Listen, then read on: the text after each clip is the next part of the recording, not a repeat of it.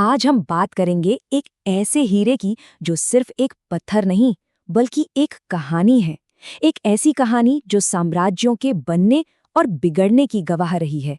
जी हाँ, हम बात कर रहे हैं दुनिया के सबसे मशहूर और शायद सबसे विवादित हीरे कोह-ए-नूर की।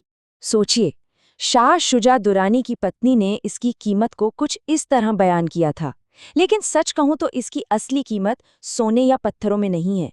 इसकी असली कीमत तो जुड़ी है उन इंसानी कहानियों से, उन लड़ाइयों से और उन धोखों से जो सदियों से इसके साथ चलती आ रही हैं।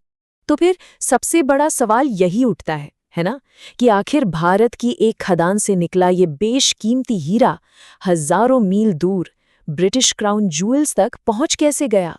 आइए आज इसके 700 साल के लंबे और नाटकीय सफर को करीब से देखते हैं। तो चलिए कहानी को बिल्कुल शुरू से शुरू करते हैं, इसकी रहस्यमयी खोज और उन किंवदंतियों से जो आज भी इसके साथ जुड़ी हुई हैं।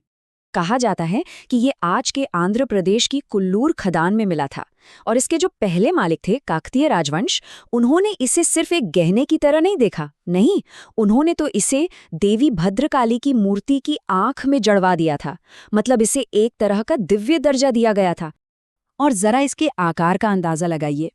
जब ये मिला था तो इसका अनुमानित वजन था 793 कैरेट। उस जमाने में ये दुनिया का सबसे बड़ा हीरा था। मतलब एक ऐसा खजाना जिसकी कोई मिसाल ही नहीं थी।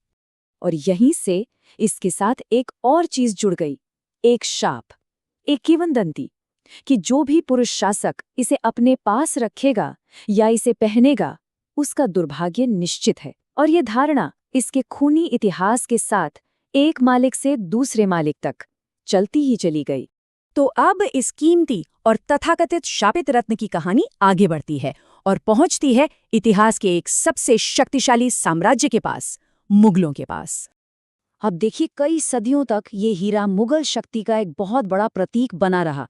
ये पहले काकतियों से दिल्ली सल्तनत के पास गया, फिर पानीपत की लड़ाई के बाद मुगल संस्थापक बाबर के हाथ लगा और फिर पीढ़ी दर पीढ़ी ये एक शासक से दूसरे शासक के पास जाता रहा, लेकिन लगभग हर बार जोर जबरदस्ती से। और वो जो शाप वाली बात थी ना, यहाँ वो और भी पुख्ता होती दिखती है।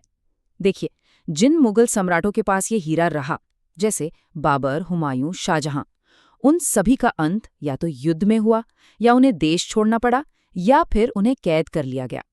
और दूसरी तरफ थे अकबर, जिनके पास ये हीरा कभी नहीं रहा और उनका शासनकाल लंबा और बेहद समृद्ध माना जाता है। और फिर ये हीरा मुगल शक्ति के बिल्कुल केंद्र में आ गया। कैसे? जब शाहजहां ने इसे अपने मशहूर मयूर सिंहासन में जड़वा दिया। वही मयूर सिंहासन जिसके बारे में कहा जाता है कि उसे बनाने की लागत ताजमहल से भी दोगुनी थी। सोचिए जरा। लेकिन देखिए, बड़े बड़े साम्राज्यों का दौर भी हमेशा नहीं रहता। अब कहानी में एक बहुत बड़ा मोड़ आता है। ये वो वक्त है जब हीरा मुगलों के हाथ से निकल जाता है और इसे अपना वो मशहूर नाम मिलता है जिससे आज पूरी दुनिया इसे जानती है। ये बात है 1739 की। फारस के शासक नादिर शाह ने दिल्ली पर हमला कर दिया। अब उसे कहीं से खबर मिली कि मुगल सम्राट मोहम्मद शाह इस हीरे को अपनी पगड़ी में छिपा कर रखते हैं। तो नादिर शाह ने तलवार नहीं बल्कि दिमाग चलाया। उसने भाईचारे के नाम पर पगड़ी बदलने की रस्म का प्रस्ताव रख दिया। अब बेचारे सम्राट के पास कोई चारा नहीं था और बस इसी चालाकी से नादिर शाह ने वो हीरा हासिल कर लिया। और कहते हैं कि जैसे ही नादिर शाह ने उस हीरे को अपनी पगड़ी में देखा, उसकी चमक देखकर उसके मुंह से निकला कोह-ए-नूर, जिसका फारसी में मतलब होता है रोशनी का पहाड़। और बस उसी पल से इस हीरे का नाम हमेशा हमेशा के लिए कोह-ए-नूर पड़ गया। लेकिन कोह-ए-नूर किसी एक जगह टिकने वाला कहाँ था? इसका सफर तो अभी जारी था। नादिर शाह की हत्या के बाद ये हीरा अफगानिस्तान पहुंचा और फिर कई साल भटकने के बाद एक बार फिर इसकी वापसी हुई भारत की जमीन पर। और इस बार ये पहुंचा शेरे पंजाब यानी महाराजा रणजीत सिंह के पास, जो सिख साम्राज्य के संस्थापक थे। असल में ये उन्हें एक अफगान रानी ने तोहफे में दिया था, क्योंकि महाराजा ने उन्हें लाहौर में शरण दी थी। महाराजा रणजीत सिंह इस हीरे को अपनी शान समझते थे, अपनी बाह पर पहनते थे। लेकिन 1839 में उनकी मौत के बाद मानो वो पुराना शाप फिर लौट आया। उनका इतना बड़ा साम्राज्य अंदरूनी लड़ाई और उथल-पुथल का शिकार हो गया। और सिख साम्राज्य की इसी कमजोरी और अंदरूनी कलह ने भारत में एक नई ताकत के लिए रास्ता बना दिया, और वो ताकत थी ब्रिटिश ईस्ट इंडिया कंपनी। तो होता ये है कि सिख साम्राज्य अंग्रेजों से जंग हार जाता है। इसके बाद 1849 में लाहौर की संधि होती है, और इस संधि के तहत महज 10 साल के राजा दलीप सिंह से ये हीरा महारानी विक्टोरिया के लिए उपहार के तौर पर ले लिया जाता है। अब कहने को तो ये एक गिफ्ट था, लेकिन एक हारी हुई जंग के बाद एक बच्चे से लिया गया तोहफा, इसीलिए ये कोहिनूर के इतिहास का सबसे विवादित पन्ना माना जाता है। मगर कहानी में एक और मोड़ आया जब 1851 में इस हीरे को लंदन में एक बड़ी प्रदर्शनी में रखा गया, तो वहां की जनता कुछ खास इम्प्रेस नहीं हुई। उन्हें लगा कि इसकी चमक उतनी नहीं है जितनी होनी चाहिए। असल में इसकी भारतीय कटिंग अलग थी। तो फिर क्या हुआ? इसकी चमक बढ़ाने के लिए प्रिंस एल्बर्ट ने इसे दोबारा कटवाने का फैसला किया, यूरोपियन स्टाइल में। अब इससे चमक तो बेशक बढ़ गई, लेकिन हीरे का वजन 186 कैरेट से घटकर सिर्फ 105.6 कैरेट रह गया। मतलब इसका लगभग 40% हिस्सा हमेशा के लिए खत्म हो गया। और वो शाप वाली बात याद है?